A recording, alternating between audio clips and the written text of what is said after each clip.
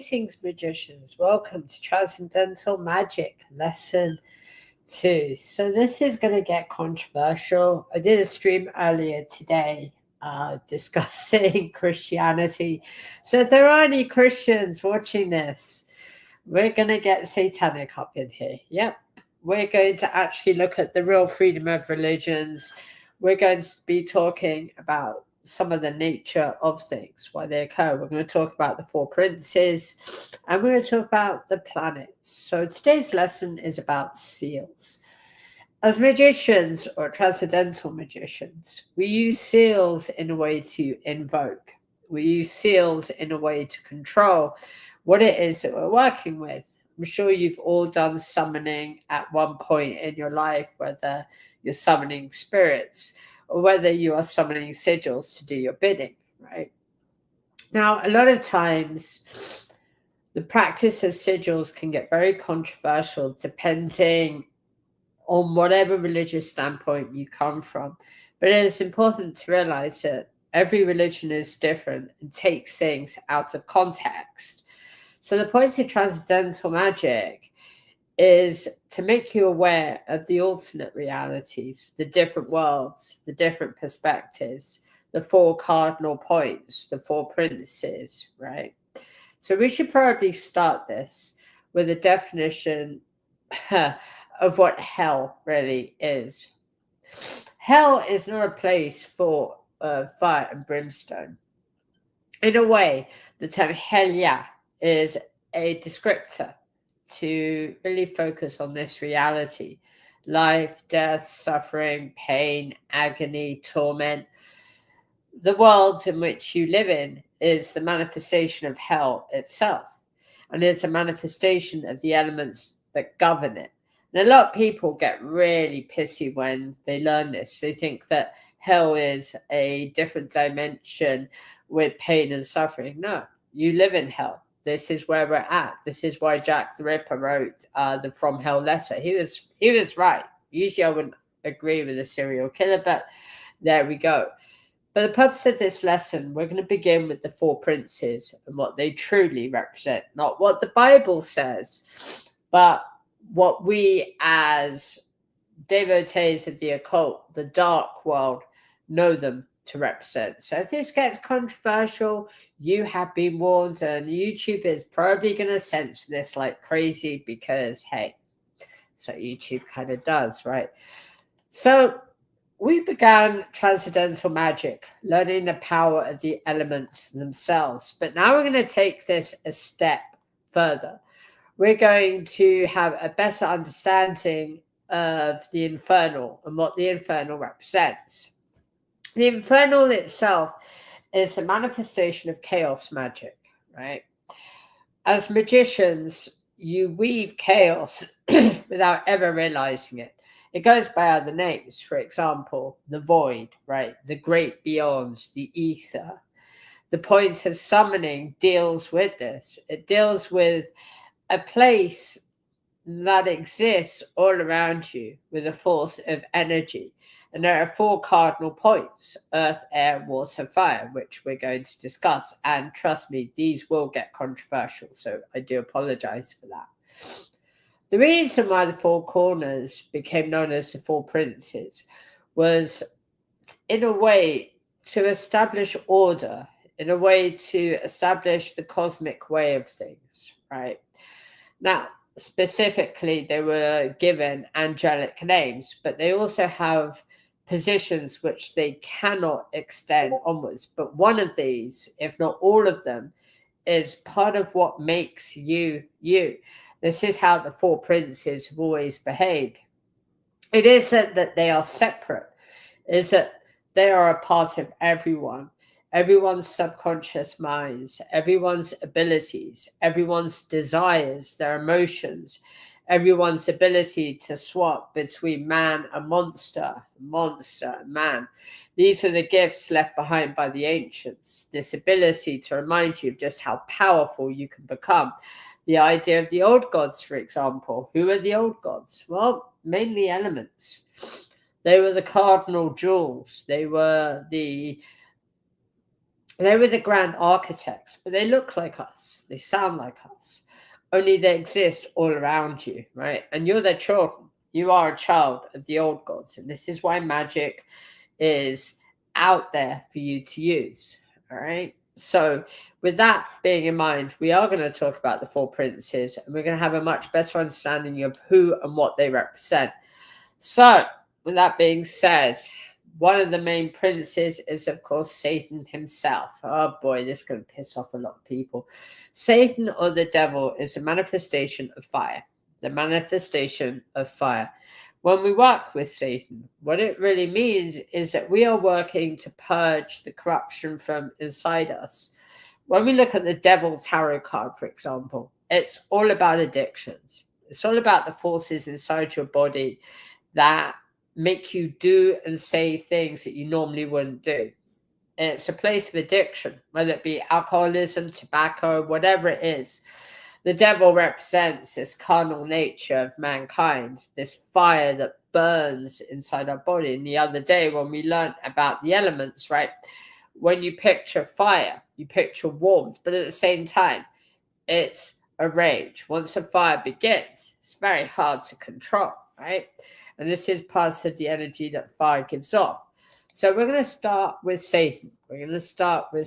So, boy. How best do I do this without pissing people off? You know what? Sod it. Let's just do it the old-fashioned way. Satan represents the cardinal direction of south. The cardinal direction of south.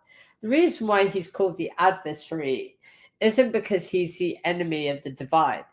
He's the enemy of everything that holds us back. For example, when we have addictions, when we have things in our life that we shouldn't be having, this is the element that comes into play, because fire will burn away your inhibitions. It will burn away your sense of logic and clear sight. It will burn away reason. It will burn away everything that stops you from doing something that you shouldn't be doing. This is why Satan is always called the adversary, because he is the counter to positivity. And we as magicians like to be positive, right? Whether we're summoning, whether we're doing rites of healing, whether we're doing necromancy, whatever the situation is, Satan represents the carnal desires, but at the same time represents a force that every single living organism has. This ability to just be free. This ability to sometimes express those desires, right? For example, working with the senses, working with the world around us. We have a vested interest in learning how the body works, learning how the celestial court works. And a lot of times when Satan comes in, it isn't because it's negative. It's a way for us just to release everything that holds us back in the process of magic. You'll find it really difficult to practice magic if you have things that hold you back. But what the great red demon represents is this idea of just setting yourself free, illuminating logic, dealing with the forces that are all around you. And this is why he's known as the element of fire. It's because the truth will set you free. The truth will ignite that flame of passion, right? The flame of desire. You want to do something in life, you can do something in life. This is why people simply don't understand the infernal. They think it's all doom and gloom. Well, far from it. It's not. It's about this sense of great release. It's about the sense of, if we want to do something, we're going to do it. If we're going to summon, we're going to summon. If we're going to have rational thinking, we're going to do it. Even in theosophy, right? Satan has always represented this idea of the free mind. Once your inhibitions are gone, once everything that holds you back has been burnt away, you are now who you are meant to be. The counter to that is be wary of addictions, because it will also burn away at you. Satan has always been represented as the big bad enemy, the scaly red beast. But really, you are that manifestation. This is why I started these lessons introducing the four quarters, for a specific reason. It isn't to summon Satan, right? Let's just all be honest, because how can you summon yourself? But it's an idea of summoning everything that is holding you back and getting you guys to release it, getting you guys to really feel that flame, feeling the flames of logic and wisdom, feeling everything that has held you back, that has kept you from speaking and thinking and being a magician. Once those flames are invoked, then you feel it. Then you feel a sense of relief. It isn't all about being condemned to the fiery pits. It's not what Satan represents. It's what the biblical version represents. But we as magicians, we understand how the element and the angelic quarter represents with that, right? So the angelic quarter, yeah, I mean, if you want to call Satan part of the celestial cult, he is. But you are that manifestation. Why? Because you're a child of the old God.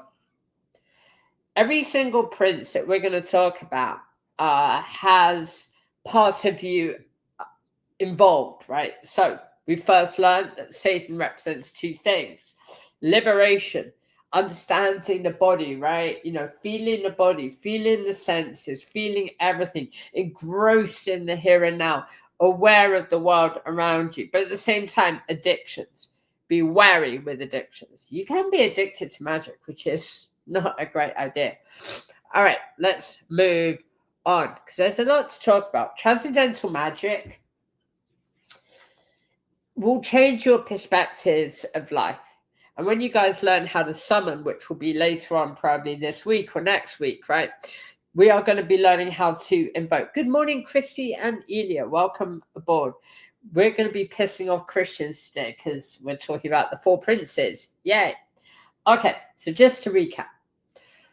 The construct as we know it regarding the infernal is the hell that is around us, the imperfect plane of existence. That's what hell truly is. It's an imperfect plane of existence. Every single living being has a place within a fundamentally flawed reality. And the goal of that reality covers pain, suffering, torment, agony, because that is the goal of life. It is all about the senses. It's all about the cycle of life, not to be all cliche. But that is what hell truly is. It's got nothing to do with condemnation. It's got nothing to do with the burning fires and all of this. It's got everything to do with the imperfection of reality, the imperfection of the here and now. And as magicians, when we look at this, we can say, wow, that makes a lot of sense, because we're aware of society. We're aware of everything going on. And we see the suffering. We see the torment. We see countless billions of souls wanting desperately to break free from the different chains of religions in order to learn. The sense of illumination, right? Which we are going to cover in our next prince. But it's this idea that we were born to suffer because we are just as flawed as this reality. Why do we only have 50, 60, 70, 80, 90 years of our life? Why can't we come back to the same body? What is the true nature of the soul? Why can't we see the invisible? Why can't we communicate with the old gods, right? By the time these lessons are done, you will be communicating with the old gods. Just saying. So when we invoke and we call in, right, which is what invocation is, what we're doing is admitting that this reality is fundamentally flawed, but what we're calling in is to work within this reality, to help us to understand and to master everything that we are as magicians. Satan, the first up, the quarter of the south, is a way for us to burn and release. Pretty much. I mean, that's the best way to explain it, right? Imagine, if you will, and I taught you guys this on lesson 1, a magician standing in a circle. And when they are summoning the pentagram, right? Picture the flames of logic rising around you, but don't feel like you're going to get burnt, because you're not. That is the flame of logic. And what it does is it burns everything away, and it reveals to the magician the world around, the true reality, the true understanding of this dimension that we are currently in. Philippines, it's imperfect. Anybody that tells you that life is perfect, I would look at them strangely because life is not perfect. Life is not designed to be perfect. But as magicians, we try our best to introduce a sense of order within the chaos, right? We try our best to better society by getting you guys to think, by getting you guys to question. All right, so that's Satan. Next up, the Dawnbringer. Ah, boy, Lucifer. Okay, like I said, Christian's going to get very pissy about this, and that's fine. You know, who am I to judge? Lucifer is by far one of the most important deities that you guys will be working with. And it's important to keep this into motion. It really is. He is a symbol of really, well, air. He is a symbol of the day, right? He is a symbol of everything that you have the ability to learn, the innermost passionate light. Lucifer, as an old god, has existed long before this universe was ever created. As we understand from King Solomon, the universe was created, but it was created out of something. And there were four cardinal corners that the universe expanded to: earth, air, water, fire. Lucifer represents the morning dawn. He represents the power of air, the power of just being reasonable, right? The power of the message. As the Dawnbringer, he shines his light down upon the earth that we live in, right? He shines where life can exist. His job is to also empower you with the stoicism, right? Just because we're magicians, we have a feminine side and a masculine side. Lucifer is stoic, right? He introduces the rules. He is the messenger of the rules. Don't do this. Don't do that. Wake up at a certain time. Sleep at a certain time. Think, question, right? Logic, logos, philosophy, right? He's very adamant that just as we have magic, we also have a very structured life. And again, it's nothing bad. This is the thing. When people think of Lucifer, they think, oh my gosh, it's bad news bears. But you have to remember, he is also the consort of Hecate. He is also the consort of Hecate. Meaning, he has this ability to see the universe and multiple different other universes. And as we've studied from texts in the past, this love affair almost ended all of existence. When Lucifer fell in love with Hecate, when Hecate fell madly in love with Lucifer, it almost ended everything. You cannot have light and dark in the same place. It just would never work. There has to be equal balance. All right. So we've learned about Satan, and now we have learned about oh boy, Lucifer. Next up, we're going to learn about the power of Earth. The power of Earth. The northernmost star. The northernmost star. So I'm sure you guys in World's Religions have learned about the North Star and why the North Star is so important. I'm going to be perfectly honest here. And this is, again, controversial. But okay, you guys got to learn this. The Northern Star is not Lucifer. The Northern Star is Belial. Believe it or not, it's Belial. Belial is the third prince, and his job teaches us the important lesson of independence. He also teaches us this idea of what happens when we focus too much on the darker side of our nature, says she, who is a dark lady, right? Belial's role is to cut through the darkness. He has to deal a lot with sex magic, the grounding nature of two people coming together of any gender. That's Belial's role. It's this idea of the lust that we have for life, the lust that we have with the senses, the lust that we have with what we drink, what we eat. There is this overarching sense of desire, right? You've all heard the term burning passion. This comes from the North Star, i.e. Belial. He also teaches independence, right? We are all independent. No man should tell you or for women out there, right? No man should ever tell you what to do, what to think, how to act. And the same for men, right? Nobody should tell you how to think, to act, to do. You're all independent. And what Bilal teaches is this sense that you are all independent children of the old gods, but at the same time, you do have these desires. You do have this need for sex magic, right? And I know that's controversial first thing in the morning, but deal with it, right? Sex magic is a ritual done that unlocks every single sense in your body and brings you to the level of an old god.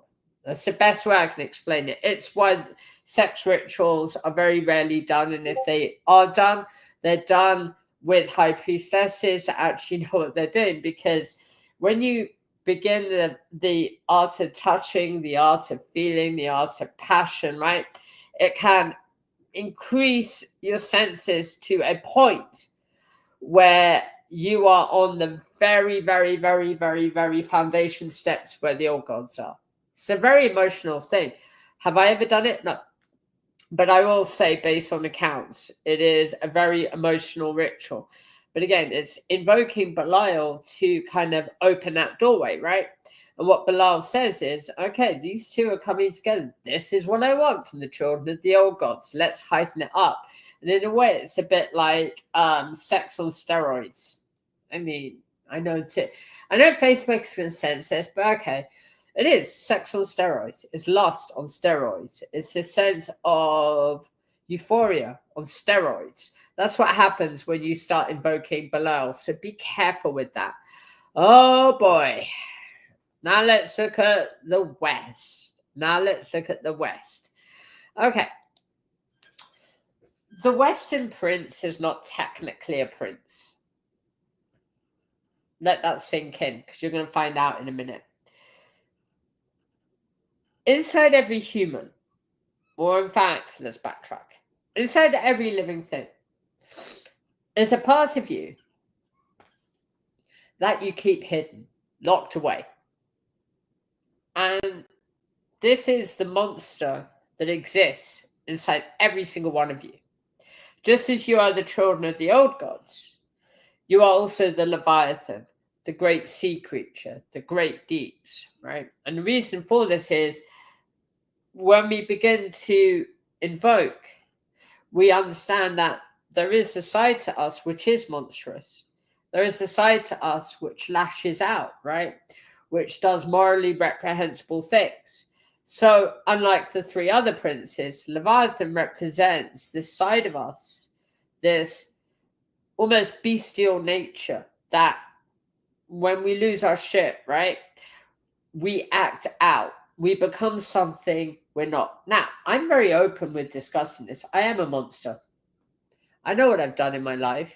I know that I'm different from most people, and I'm happy with it because I understand what Leviathan is. It is the culmination of your deepest, most hidden, darkest desires. These could be both good and or bad, but the reason why it's called Leviathan is it controls the elemental plane of water. The elemental plane of water. Is he directly an old god? That is a very good question. No. Leviathan is a construct. It is a way for us to piece everything together, to understand that just as fire can destroy, so can water, so can the great beast which lies in the hearts of every single human being. It's not a question of when. It's not a question of if. It's a question of when. This is how Leviathan behaves. In other biblical and other religious contexts, Leviathan is always described as the great sea demon, right? And in many ways, that's us. When we release anger and rage, when we attack each other, when we do things which is out of character, that, my friends, is the true nature of Leviathan. The true nature of Leviathan. So, the four princes are Leviathan, Belial, Lucifer, and Satan. The four princes, Leviathan, Belial, Lucifer, and Satan. So write those down. No, like literally write them down. As in, seriously, just write them down. All right, now things are going to get complicated. So we've learned now that the elements are governed by angelic forces, and their names Lucifer, Leviathan, Belial, and Satan. But now we're going to kick things up because we're going to throw in the planets, and you'll see the reasoning for this.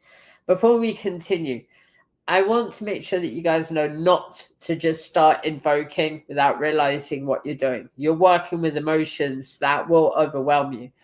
Let's say you invoke Belial for some reason. What's going to happen to your mind and your body is you are going to go on one hell of a trip. I mean, the senses get kicked into high gear. Everything around you just looks and smells and seems different. So be wary when you're invoking these courses because you have to remain in control at all times. Okay. So now we're going to talk about the planets and why they're important. So as we know in magic, we have a top-down system of how seals should work. So we only do rituals when certain planets are in a certain direction in what we call an office within a certain time frame, right? Otherwise, that ritual is not going to work. Usually when people do these kind of seals, they know the rough direction of where that planet is going to be, but they also understand why they are going to invoke that planetary force. So I want to preface with planets themselves are forces, right? So if you guys can expand your minds and forget astronomy for a second and just really expand, every single planet in the entire universe is its own force. There is something with that planet that governs something. So it's tailored down, right? We have the hierarchy of the old gods. We have the messengers. Now we have the planets. Each planet governs that message coming down.